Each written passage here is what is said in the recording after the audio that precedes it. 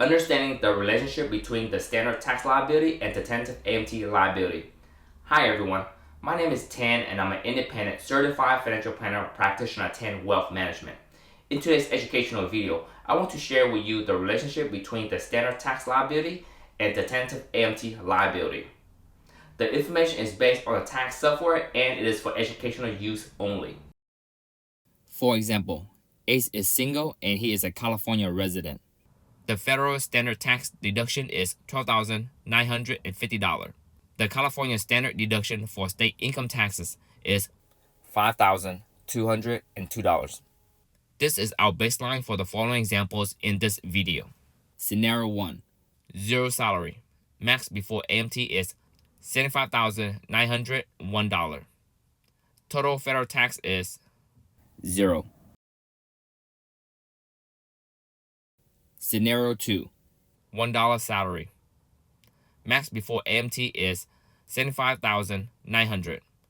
Total federal tax is 0. Scenario 3. $75,900 salary. Max before AMT is $36,409. Total federal tax is $9,466. Scenario 4.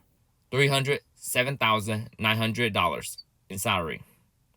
Max before AMT is $57,671. Total federal tax is $77,957. Scenario 5. $539,900 salary. Max before AMT is $92,537.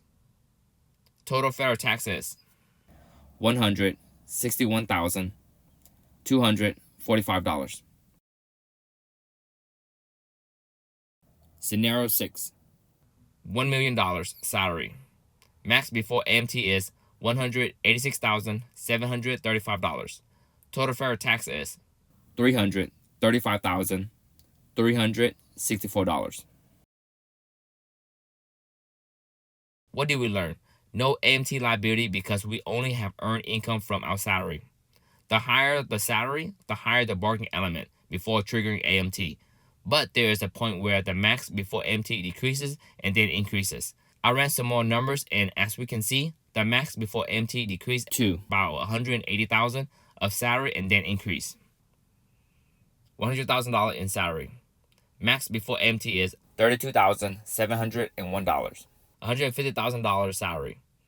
Max before AMT is $28,699.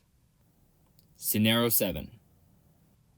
$180,000 salary. Max before AMT is $26,392. Total federal tax is $33,928. $185,000 salary. Max before AMT is $26,623. $190,000 salary. Max before AMT is $27,776. $200,000 salary. Max before AMT is $30,084. Why did the max before AMT decrease to about $180,000 of salary and then increase? Here's a direct quote from a tax specialist I have a relationship with. We should expect the max before AMT amount to change as other income element to change. That is, AMT only comes into play if when the tentative minimum tax that is calculated on line 9 on form 6251 exceed the standard tax obligation. When that happens, the difference between those two amounts is technically your amount of AMT. As our regular income increases, which is what will happen with higher wage amount, so does your standard tax obligation. As an example, in your current scenario for wage are $307,900, assuming the standard deduction. The tax bill for that will be $76,986. So for there to be AMT, your tentative minimum tax amount needs to be more than $76,986. Technically, this occurs when you exercise $57,672 of ISO, which generates AMT of $1. You can check this by clicking on the Calculator tab in the AMT row. which will bring up a line-by-line audit that matches Form 6251. For amounts that are right around the solve for max number, you may not see a huge difference between the tentative minimum tax and the standard tax obligation in the audit trial, but due to rounding, technically AMT will be due. Let's look at Form 1040. The salary is on line 1A, and then we minus the standard deductions on line 12, which equals our taxable income on line 15. Taxable income multiplied by the tax rate equal our standard tax liability, line 16. Now, let's look at Form 6251. On line 1, enter the amount from Form 1040 or 1040 SR, line 15. Our taxable income from Form 1040, line 15 goes there. Assuming everything else is zeros, and line 4, alternative minimum taxable income equals the same numbers as our taxable income because all the other line items are zeros. Alternative minimum taxable income subtract the alternative minimum tax exemption equals line 5, and then we multiply by the alternative minimum tax rates equals our tentative minimum tax, line 9. Line 9 is our tentative AMT liability. Now we are comparing Form 1040, line 16, standard tax liability, which is also on Form 6251, line 10, to Form 6251, line 9, tentative AMT liability.